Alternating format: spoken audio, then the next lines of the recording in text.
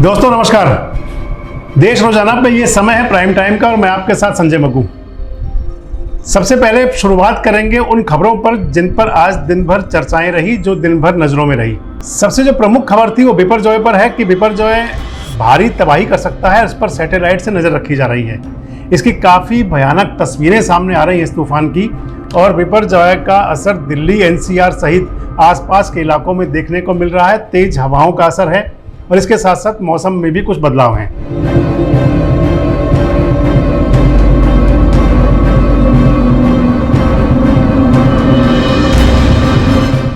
जो दूसरी खबर रही वो दिल्ली के मुख्यमंत्री अरविंद केजरीवाल के आवास पर 20 जून को शनल कैपिटल सर्विस अथॉरिटी की पहली बैठक होगी। इस अथॉरिटी के अध्यक्ष हैं दिल्ली के मुख्यमंत्री अरविंद केजरीवाल।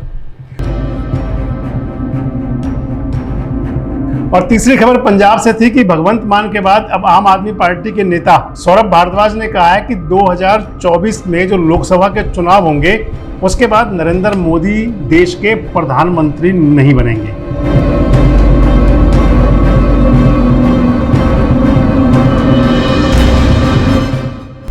और चौथी खबर थी बंगाल से कि वहां जो पंचायत चुनाव हो रहे हैं वहां हिंसा का जो दौर चलता है खासकर चुनावों में, वो थम नहीं रहा और इसको लेकर ममता दीदी की सरकार पर बीजेपी हमलावर है। भाजपा के नेताओं ने कहा है कि पश्चिम बंगाल को इस्लामिक राष्ट्र बनाना चाहती हैं ममता।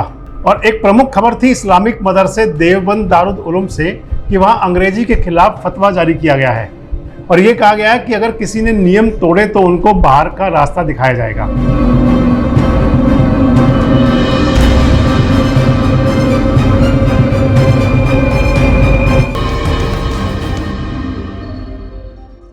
और अब प्राइम टाइम में बात करेंगे उन खबरों की जो साधारण होते हुए भी खास हैं।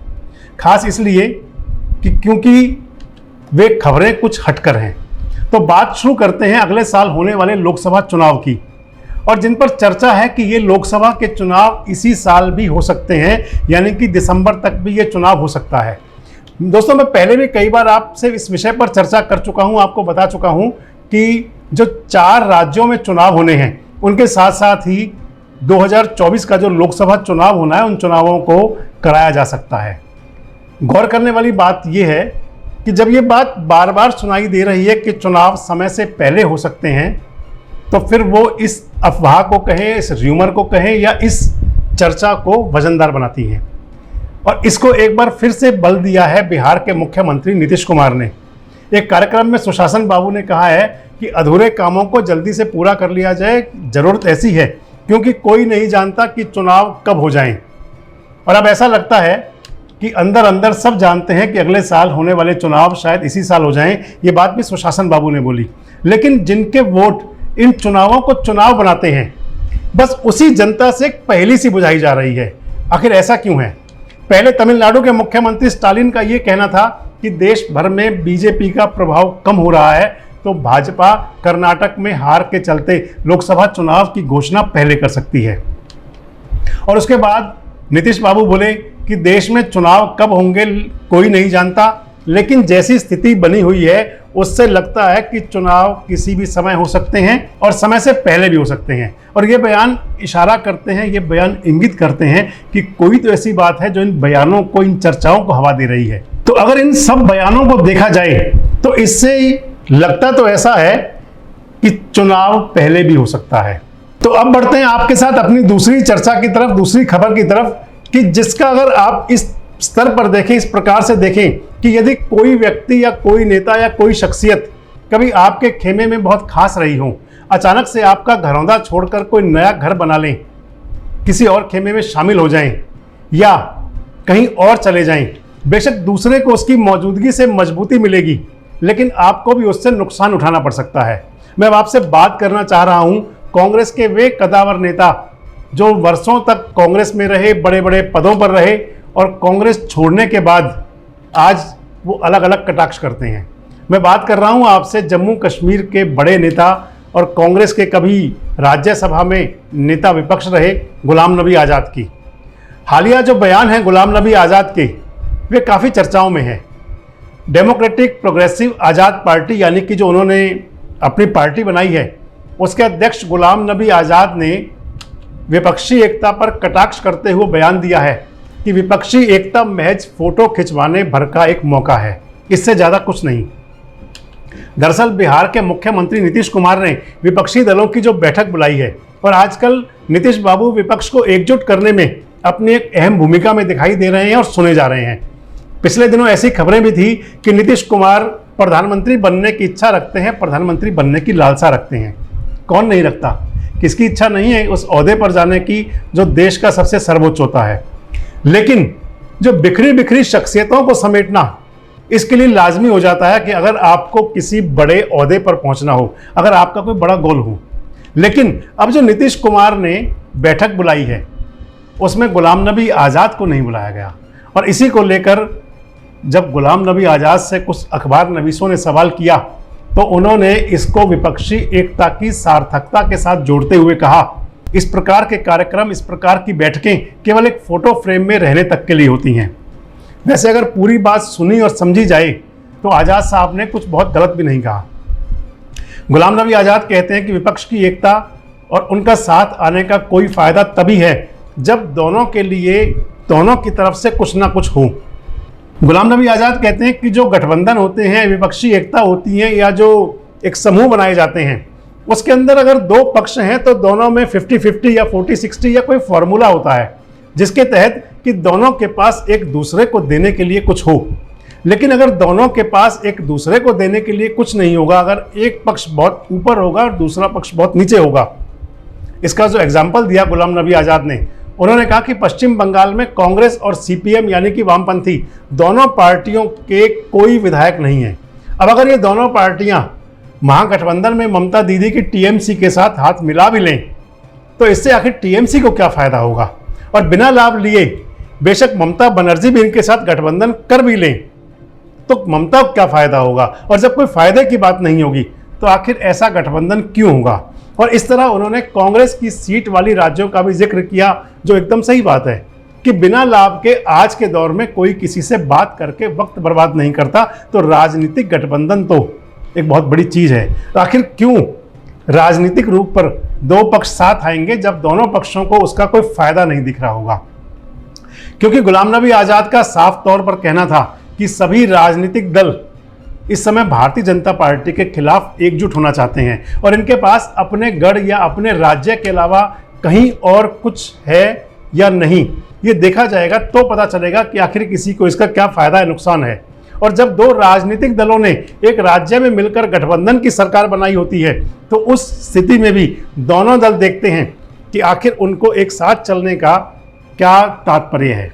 और इसके साथ साथ ही कांग्रेस के विषय में गुलाम नबी आज़ाद साहब ने एक बहुत महत्वपूर्ण बात कही। उन्होंने कहा कि कांग्रेस का जो केंद्रीय नेतृत्व है वो इस समय लचर हो चुका है और राज्यों में जो चुनाव जीते जा रहे हैं वो केंद्रीय नेतृत्व की वजह से नहीं, बल्कि राज्यों के नेता खुद अपने प्रदेश को बचा रहे हैं, खुद अपने प्रदेशों में सरकार बना रहे हैं। अगर गुलाम नबी आज़ाद का जो कथन है, जो वाक्य है, उसका अगर पूरा तात्पर्य निकाला जाए तो आज़ाद साहब ये कहना चाह रहे हैं कि कांग्रेस अपना आधार खो चुकी है और इसमें कोई दो राय नहीं है। केंद्रीय नेतृत्व की कमजोरी के चलते कांग्रेस आज मजबूत विपक्ष की भूमिका में भी ढंग से खड़ी नहीं हो पा रही और ठीक इसके विपरीत भारतीय जनता पार्टी जिस मजबूती के साथ, जिस स्ट्रेटजी के साथ आगे बढ़ रही है, न सिर्फ नेतृत्व मजबूत दिखता है बल्कि पार्टी खुद को जोड़ने वाली शख्सियत को फायदा पहुंचाती है। और आज पार्टी मजबूत है और राजनीति की इसी मजबूती पर गुलाम नबी आज़ाद ने अपने शब्दों में विपक्षी एकता की कमजोरी पर अपनी बात साफ साफ कही है, जिसे विपक्ष को जोड़ने की बात कहने वाले हर एक को समझने और देखने की जरूरत है। और सबसे ज़्यादा समझने की जरूरत तो आज खुद कांग्रेस को है कि उसने पार्टी के ऐसे तजुर्बेकार कोहिनूर खो दिए जो शायद उसकी डगमगाती नैया को कहीं किनारा दिला सकते थे। खैर, दौर चुनाव का है तो हर कोई खुद की सबलता के लिए, अपनी मजबूती के लिए सतर्क है और चुनावी रण में विजय के लिए सभी अपनी कमर कस रहे हैं। तो ऐसे में भला बहुजन समाज पार्टी की जो सुप्रीमो है माया, यानी कि मायावती, भला वो कैसे पीछे रह जाएं। पार्टी भले ही पतन की राह पर चल रही हो, लेकिन उठ खड़े होने का जुनून बताता है कि वे फिर कुछ नया करने की तैयारियां कर रही हैं। तो बहुजन समाज पार्टी में जो नया हो रहा है वो ये है कि 4 राज्यों यानी कि मध्य प्रदेश, छत्तीसगढ़, राजस्थान और तेलंगाना के चुनाव के लिए बहुजन समाज पार्टी सुप्रीमो मायावती ने अपने भतीजे आकाश आनंद को प्रभारी बनाया है। अब राजनीतिक पार्टियों के कमजोर होने की जो एक बड़ी वजह है कि आस, उम्मीद और भरोसे के चलते जो समर्थन मिलता है, जो काबिलियत के आधार पर होना चाहिए, जैसे आकाश आनंद को प्रभारी बनाने के बाद चर्चाएं अब इस बात की हो रही हैं कि क्या शख्सियत इतनी तजुर्बेकार है कि बहुजन समाज पार्टी की अस्तित्व खोती छवि में वापस रंग भर पाएगी। ऐसा इसलिए क्योंकि आकाश आनंद को राजनीति में आए हुए अभी महज आधा दशक भी नहीं बीता है। भले ही मायावती के राजनीतिक वारिस की छवि उनके भतीजे में देखी जाती हो, लेकिन एक साथ 4 ऐसे राज्यों जिनमें कि चुनाव होना है, उनकी जिम्मेदारी दिया जाना, जहां विधानसभा चुनाव एक साथ हो रहे हों, बहुत बड़ी बात है। आपको ध्यान होगा मध्य प्रदेश और राजस्थान के अंदर बहुजन समाज पार्टी का अपना कैडर है। एक बात आपको और याद दिला दें कि वर्ष 2017 में एक बड़ी रैली हुई थी। मायावती जी ने उस रैली को संबोधित किया था और उस रैली में उन्होंने आकाश आनंद को लॉन्च किया था। लेकिन इसी लॉन्चिंग रैली के बाद प्रदेश में, यानी कि खासकर उत्तर प्रदेश में, बहुजन समाज पार्टी की जो छवि थी, जो आभा थी, लगातार फीकी होती चली गई। उस लॉन्चिंग रैली के बाद बहुजन समाज पार्टी 2 बार चुनाव हार चुकी है और 2022 के यूपी चुनाव में तो बहुजन समाज पार्टी मात्र 1 सीट पर सिमट गई। और साल भर के इस दौर में इस स्थिति में कुछ खास बदलाव हुआ ऐसा बिल्कुल नहीं है। और फिर पार्टी की इतनी खस्ता हालत स्थिति में आकाश आनंद पर एक साथ 4 राज्यों की जिम्मेदारी और फिर किसी चमत्कार जैसे सकारात्मक परिणाम की उम्मीद कि अच्छा होगा, और खासतौर पर तब जबकि आपकी स्थिति बहुत डाउन हो रही हो, ऐसे में बेईमानी है। जब आप ये जानते हैं कि राज्यों में पार्टी की पहुंच भले पुरानी हो, लेकिन वक्त के साथ साथ पार्टी ने अपनी जड़ों की मिट्टी छोड़ी है, इसमें कोई दो राय नहीं है। लेकिन सब जानते और समझते हैं कि मायावती का ये आकाश जो है और आकाश को जो जिम्मेदारियां सौंपना है, वो भविष्य की राजनीति के लिए एक युवा नेता को बसपा में तैयार करना है। और बेशक मायावती अपने भतीजे को अपने वारिस के तौर पर तैयार करना चाह रही हों, खड़ा करनी चाह रही हों, लेकिन बड़े कदावर और तजुर्बेकार चेहरों को छोड़कर एक ऐसे युवा नेता जिसे पॉलिटिक्स में आए हुए 1 दशक भी ना बीता हो, इतनी बड़ी रिस्पॉन्सिबिलिटी देना, इतनी बड़ी जिम्मेदारी देना कुछ इस और भी इशारा करता है कि बसपा सुप्रीमो भी पार्टी के बड़े ओहदे और जिम्मे अपने अपनों को देने के पक्ष में है, फिर चाहे नतीजा कुछ भी हो। वैसे बात अगर इन 4 राज्यों की करें तो तेलंगाना को छोड़कर बाकी के 3 राज्यों यानी कि मध्य प्रदेश, छत्तीसगढ़ और राजस्थान में बहुजन समाज पार्टी ने 2019 के चुनाव में भी अपनी उपस्थिति दर्ज कराई थी। लेकिन वक्त के साथ खोते जनाधार और पार्टी के नेताओं की दगाबाजी ने बहुजन समाज पार्टी को धीरे धीरे कमजोर किया है। ऐसे में अगर बहुजन समाज पार्टी एक बार फिर खड़े होने की तैयारी में है तो देखना ये होगा कि आखिर बसपा सुप्रीमो इसमें कितनी सफल होती है। तो बहुजन समाज पार्टी के बाद चलिए आगे बढ़ते हैं और आपको याद दिलाते हैं एक बयान जिसे आप खूब सुन रहे होंगे। वो बयान है एक नेता का जिनका खेलों में बड़ा वो रहा है। वो बयान है उत्तर प्रदेश के उन नेता का, सांसद का, जो कि आजकल खेल की राजनीति के अंदर भी बड़ी चर्चाओं में रहे हैं। मैं बात कर रहा हूं आपसे यूपी के सांसद ब्रजभूषण शरण सिंह की। ब्रजभूषण शरण सिंह जो ये कहते हैं कि वे किसी राजनीति का नहीं, कांग्रेस का शिकार हुए हैं। ये बात जो उन्होंने कही है वो 1 दिन या 2 दिन पहले की नहीं है, वो महीनों से सुर्खियों में है। आपको ध्यान होगा जब रेसलर के साथ ब्रजभूषण शरण सिंह का विवाद चला था तो उन्होंने इस लपेटे में कांग्रेस के नेताओं को, खासकर दीपेंद्र हुड्डा और भूपेंद्र हुड्डा को लिया था। और ब्रजभूषण शरण सिंह को लेकर जो 6 महीने से विवाद चल रहे थे, खत्म होते दिख नहीं रहे। हालांकि अब पुलिस के एक्टिव होने के बाद, यानी कि दिल्ली पुलिस के पूरी तरह सक्रिय होने के बाद लग ऐसा रहा है कि शायद मुद्दा जल्द सुलझ जाएगा। तो आपको बता दें कि आज ब्रजभूषण शरण सिंह पर जो यौन शोषण के आरोप लगे थे, उन पर आज यानी कि 15 जून को दिल्ली पुलिस ने राउज एवेन्यू कोर्ट में 1000 पन्नों की चार्जशीट दाखिल कर दी है। जैसा कि आपको मालूम ही है कि ब्रजभूषण शरण सिंह पर जो पॉक्सो एक्ट लगा था, उसमें ब्रजभूषण शरण सिंह को राहत मिलती दिख रही है। दिल्ली पुलिस ने पॉक्सो मामले में पटियाला हाउस कोर्ट में क्लोजर रिपोर्ट दाखिल कर दी है और उस रिपोर्ट में कहा गया है कि दिल्ली पुलिस को ब्रजभूषण शरण सिंह के खिलाफ पॉक्सो एक्ट के मामले में कोई सबूत नहीं मिला है, इसलिए जांच बंद की जाती है। और अब अदालत ने अगली सुनवाई के लिए 4 जुलाई की तिथि मुकर्रर की है। वैसे ये बात सभी को पता भी होगी और आप भी जानते होंगे कि नाबालिग के बयान वापस लेने के बाद उन्हें इस मामले में क्लीन चिट मिल गई लगती है। और जबकि जो 6 बालिग महिला पहलवान थे उनकी शिकायत पर एक चार्जशीट राउज एवेन्यू कोर्ट में दाखिल की गई है। उस मामले में अगली सुनवाई अब 1 जुलाई को होगी। कुल मिलाकर इस कार्रवाई से खेल मंत्री अनुराग ठाकुर ने खिलाड़ियों से किया अपना वो वायदा पूरा कर लिया है जिसमें उन्होंने कहा था कि 15 जून तक जांच पूरी कर ली जाएगी। लेकिन मुद्दा अभी भी सवालिया निशानों के घेरे में है, सवालिया निशानों के साथ जीवंत है। जो खिलाड़ियों की मांग है कि बृजभूषण शरण सिंह की गिरफ्तारी हो, ऐसे में सबकी निगाहें दिल्ली पुलिस द्वारा दाखिल की गई उस चार्जशीट पर रहेंगी जो इस मामले में आगे की राह तय करेंगी। और आइए सबके बीच में आपको एक ऐसी खबर भी दिखाते हैं जो ये दर्शाती है कि हम हादसों से सीख नहीं लेते। ये तस्वीर दिल्ली के मुखर्जी नगर में कोचिंग सेंटर में लगी आग के दौरान की है और आग लगने के बाद छात्र रस्सियों के सहारे उतरकर अपनी जान बचाते दिखे।